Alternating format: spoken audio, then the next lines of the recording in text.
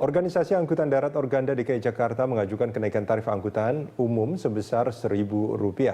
Usulan Organda itu akan segera diajukan ke Gubernur DKI Jakarta Basuki Cahayapurnama. Organda DKI Jakarta mendatangi Dinas Perhubungan untuk mengajukan usulan kenaikan tarif angkutan umum siang tadi. Organda diterima langsung Kepala Dinas Perhubungan DKI Jakarta M. Akbar dan melakukan diskusi tertutup selama 1 jam. Ketua Organda DKI Jakarta, Safruhan Sinungan, mengatakan pihaknya mengajukan kenaikan tarif Rp1.000 untuk angkutan umum reguler. Angkutan umum reguler diantaranya Metro Mini, Kopaja, dan APTB, sedangkan tarif untuk taksi akan menyusul. Kadisub M. Akbar menyebut usulan itu tidak berlebihan dan tidak jauh dari perkiraannya. Dan itu tadi sudah disepakati untuk angkutan yang reguler ya, baik mikrolet, bus sedang, dan bus besar. Yang reguler itu kenaikannya Rp1.000. Hanya belum diputuskan, nanti ada proses administratif yang mesti segera diajukan ke gubernur. Kira-kira ya. Statement Dewan Transportasi Kota Jakarta, mereka juga sepakat dengan angka 1.000. Ya, hitung-hitungan di sub juga kurang lebih segitu. Nah, usulan ini ya akan kami sampaikan ke Gubernur dalam waktu dekat. Mudah-mudahan besok sudah kita sampaikan. Nah, kalau beliau setuju, kemudian itu akan menjadi satu penetapan. Ya, itu tadi di Jakarta. Di Jakarta pun nampaknya memang ketetapan atau keputusan gubernur belum ada karena prosesnya masih berlangsung. Tapi kan ini permasalahannya tarif angkutan sudah naik sebelum ada kepastian itu. Nah, ini bukannya mestinya harusnya dikendalikan, Pak Hotma? Ya, kan kendalikan dengan suatu angka kan ya. Angka itu kan proses penetapannya perlu waktu gitu. Ya, ini memang kita waktu bicara masalah penetapan inilah kita perlu waktu, perlu olah, kita perlu negosiasi. Tadi di KAI udah 2 hari, baru hari ini bisa suatu angka yang setuju oleh Organda sebagai operator dan perhubungan, tentu juga Dinas Perhubungan itu sudah mendengar aspirasi dari masyarakat. Angka itu setuju oleh Kepala Dinas Perhubungan, itu nanti diajukan ke Gubernur untuk ditetapkan gitu, karena kewenangannya ada pada Gubernur gitu. Nah, sekarang yang terjadi mungkin yang terjadi selama ini, apa yang akan ditetapkan dengan apa yang terjadi di pasar kadang-kadang berbeda atau sama. Kalau sama nggak ada masalah. Kadang-kadang berbeda, inilah yang untuk menurunkan ini terjadi hal-hal yang chaos dan lain sebagainya. Tentu upaya pemerintah untuk kembali, karena ini udah kesepakatan, tentu perusahaan ataupun operator harus menggunakan angka yang sudah disepakati. Gitu. Enggak, artinya ini mungkin ini pertanyaan awam Pak Hotma. Ketika operator menaikkan harga, itu harus ada landasannya atau tidak? Artinya landasan legal. Ya. Nah, sekarang kan keputusan gubernurnya belum ada. Taruhlah ini kita bicara Jakarta. Nah, sebelum keputusan gubernur itu ada, tapi tarif sudah dinaikkan, bukankah ini melanggar sebetulnya? Harusnya melanggar. Harusnya melanggar. Tapi apa kita tanggapi semua yang 100% melanggar gitu? Nah, saya nggak tahu. Ini masalah ini yang kami hadapi di bidang transportasi, masalah lapangan. Jadi masalah lapangan yang kita lakukan secara tegas itu tidak akan menyelesaikan masalah. Cuma kita yang penting, nah ini makanya muncul negosiasi misalnya dari pihak operator mogok, supaya dia, artinya mogok itu bukan dalam artinya menunjukkan ketidaksenangan, tapi mau pasti berapa yang harus dibayar. Tapi kan juga mogok itu kan juga kos juga bagi dia, karena dia kan membutuhkan, dan sehingga tidak ada pemasukan jelas. Iya, tidak masalah. Sehingga terjadi seperti itu. Di lain pihak, masyarakat membutuhkan transportasi. Pada saat seperti itu, kadang antara keinginan masyarakat sama keinginan perusahaan nyambung, ya jalan. Walaupun nanti harga yang ditetapkan oleh pemerintah tidak seperti yang saat ini, bisa lebih rendah atau bisa sama.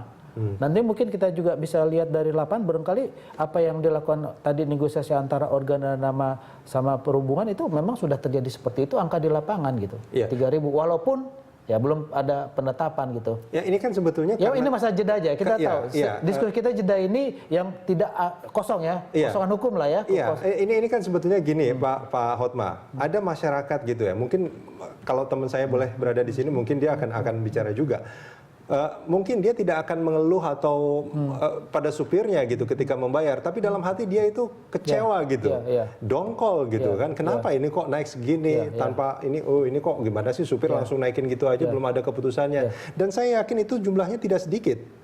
Ya, tidak sedikit teman, 1 hari ya berarti ya. Tidak 1 hari, kan keputusannya belum. 1 hari 2 ya. Bisa sampai beberapa hari, jadi artinya memang pemerintah membiarkan masyarakat untuk dongkol dalam beberapa hari ya. Ini suatu mekanisme yang terjadi dan terjadi di lapangan lagi nih ya. Kita juga ini setiap kenaikan BBM memang akan terjadi seperti ini gitu ya. Kita juga tidak punya mekanisme yang pasti. Artinya pada saat chaos seperti ini, pada saat BBM naik lalu adakan penangkapan kan juga nggak bijak lah. Nah itu karena tidak ada mekanisme itu bukannya ini kan terjadi selalu seperti itu. Bukankah harus ada perubahan mekanisme? Ya, tapi kan penetapan perlu waktu gitu ya. Penetapan, gini, inilah pahitnya kalau kita melakukan sesuatu sesuai dengan birokrasi yang terjadi. Harus kita lakukan itu langkah step by step gitu, nggak bisa langsung ke. Nah ini yang mungkin namanya kita di birokrasi itulah hal yang harus kita jalankan ini makanya. Oke, ini menarik sebetulnya. Jadi satu hal memang di dalam mekanisme tarif ini ada yang diberikan kepada pasar, yang itu jalan sendiri begitu ya. Nah, memang pada saat awal kayak kan bis eksekutif atau patas pada saat awal ini kan belum jelas si penumpang kemampuannya berapa, si operator berapa operasi dia kayak pada satu harga. Lalu mekanisme pasar terjadi. Ada yang lain, kalau saya lebih murah kan bisa untung. Lalu terjadilah turun-turun sehingga pada suatu nilai tertentu equilibrium disitulah mereka main. Tapi kan proses ini terbentuk pada saat ada negosiasi dan beberapa hari mungkin tarif itu belum. Kan untuk harga-harga yang tidak ditetapkan oleh pemerintah. Artinya gitu. Kita kan bicara sekarang yang ditetapkan oleh pemerintah. Itulah yang terjadi dalam kata jeda ini pada saat jeda. Ya mungkin paling maksimal ekstrim saya bilang seminggu. Tapi saya harapkan yang kayak begini 3 hari 4 hari juga terjadi. Kecuali kalau memang ada beberapa daerah yang kami juga dapat informasi dalam perda mekanismenya harus ditetapkan persetujuan DPRD. Ini panjang lagi cerita gitu ya. Panjang lagi cerita ya. Tapi birokrasi seperti itu gitu kan. Itulah kakunya birokrasi yang harus kita jalankan. Nah supaya pada saatnya, tapi ini juga harus dijalankan sepahit apapun.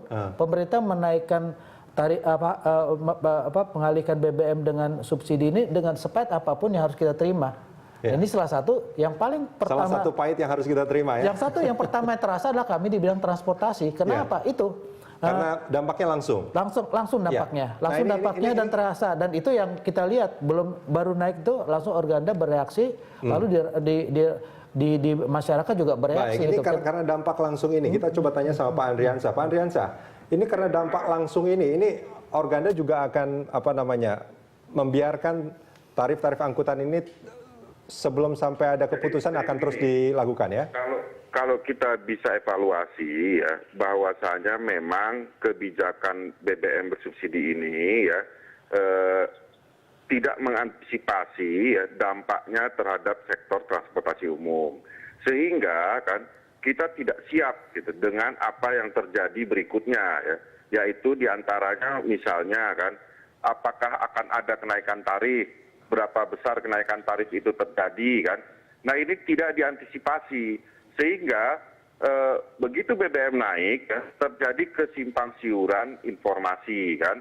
Nah sebaiknya memang kalau ada kenaikan BBM itu sektor transportasi itu sudah bisa kita antisipasi kan dampak-dampaknya, baik dari sisi pelayanan, kemudian juga dari sisi operasional dan juga dari sisi pentarifan, sehingga tidak ada kesimpang siuran.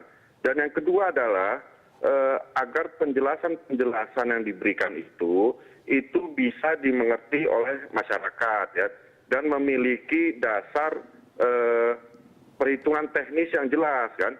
Seperti misalnya begini, kita tetapkan 10% kan, 10% itu perhitungannya dari mana kan. Kemudian yang kedua adalah aturan menyebutkan bahwa operator itu boleh menaikkan hingga 30%. Sehingga kalau kita bicara real aturan, anggota Organda atau operator angkutan umum itu sebenarnya boleh menaikkan hingga 40%. Nah, Organda itu menerapkan kepada anggotanya disarankan pada kisaran hanya 30%. Dan itu sebenarnya juga sudah kita perhitungkan dengan aspek-aspek yang lain. Nah, yang terjadi sekarang timbul... Pak Andriansyah, artinya Organda memang mensupport ya kenaikan tarif yang sudah terjadi saat ini? Iya, karena kalau kita tidak menaikkan tarif, kita tidak bisa operasi. Karena kan begini, kalau kita tidak melakukan operasi kendaraan, memang anggota tidak mendapatkan pemasukan. Tapi kalau kita mengoperasikan kendaraan dengan tarif yang lama, kita mengalami kerugian. Berarti kan otomatis kan ada dua hal yang menjadi pilihan. Tidak mengoperasikan dengan tidak mendapatkan apa-apa, atau mengoperasikan dengan rugi. Baik. Itulah yang menyebabkan banyak terjadi pemogokan, stop operasi kan. Karena memang antisipasinya tidak ada kan. Baik, Nah Pak ini yang Adriansyah. sebenarnya terjadi demikian Mas. Kita akan sambung ini di segmen berikut nanti Pak Adriansyah. Iya, baik, terima kasih. Kita jeda sebentar Pak.